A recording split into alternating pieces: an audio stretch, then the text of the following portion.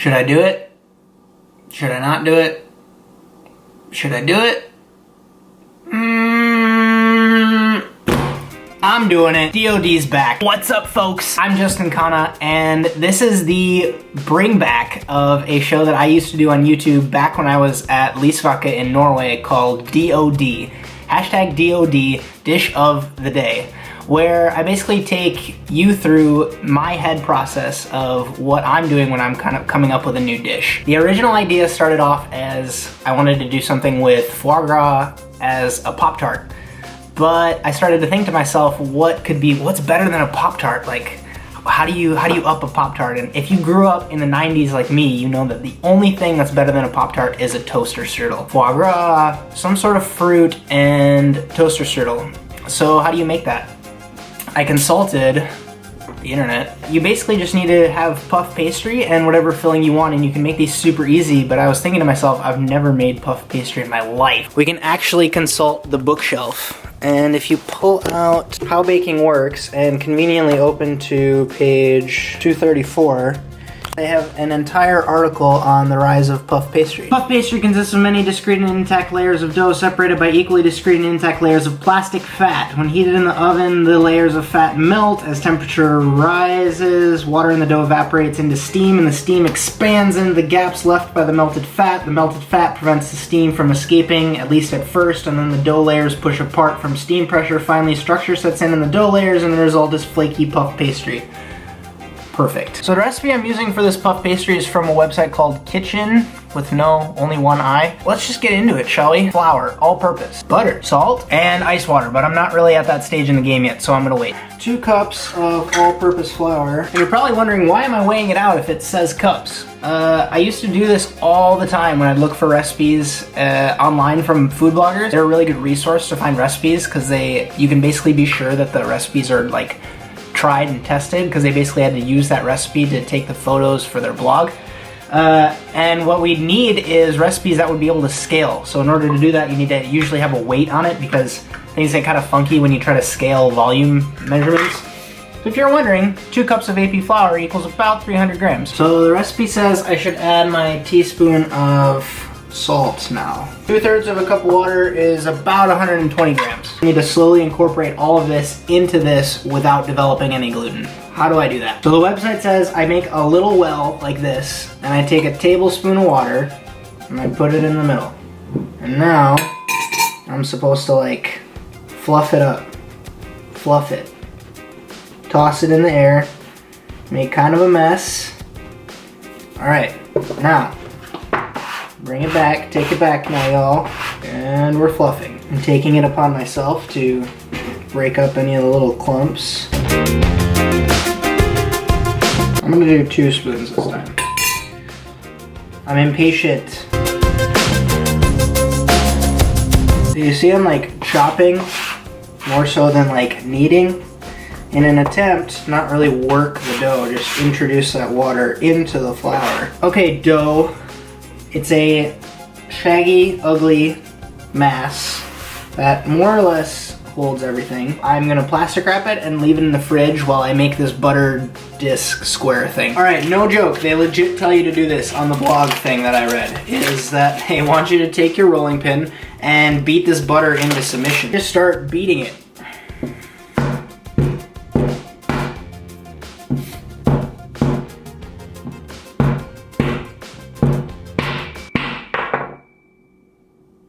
It didn't roll anyways, it was just it's a thing. It's stuck, it's glued.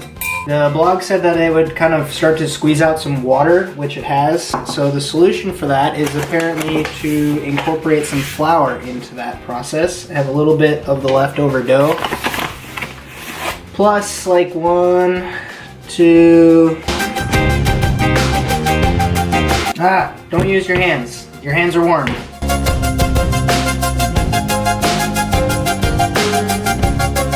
So blog says we need to shape this butter thing into a 4" by 4" square. Tape measure has determined that that is correct. And now I basically do the same move with this bad boy. Chill it for no more than 10 minutes. Okay, dough is cold-ish. Maybe I should reassemble this. Boom, good as new. I'm supposed to roll this out to a 7" by 7" square. Let's change angles, shall we? Where are we at? Okay, that's 7. It's kind of a square. Circle thing. All right, so I got our butter block here. That goes right at a 90. Yeah, like that. 90-degree angle to the dough. And I'm supposed to pull these to the middle. Now we roll this out to a 12 by 6" rectangle.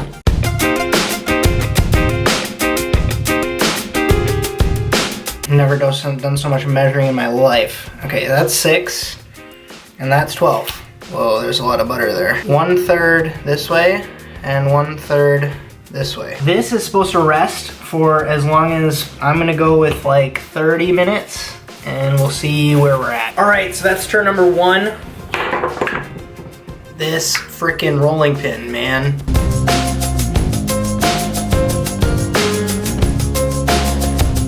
Roll number 3. Fold number 4. That's fold number 5. Fold number 6. That means we just let it sit overnight now, I guess. Or at least that's what it says to do. So I'll see you tomorrow. Morning, folks. We have our puff pastry here. I have our foie gras element. I went and bought a little bit of duck mousse. The only other option I basically had was to buy a whole lobe of foie gras, which was like 1.5 pounds. Would have cost me like $120 or something like that. It has a layer of aspic on top, just to kind of keep it nice. So I'm gonna peel that off. That is more satisfying than any Apple product ever. And then I do have apple juice reduction, which started using at the restaurant in Norway quite a bit after a guest chef dinner with Stephen Harris of The Sportsman, because it has so much malic acid in it, so it basically makes your mouth water a lot. So I think the pairing of kind of like a seasonal preserve plus duck liver, in this case, it was all about the puff pastry yesterday. Oh, it's real cold. Or maybe I'm just not strong enough. You can see all the layers in there. That's what's gonna puff up.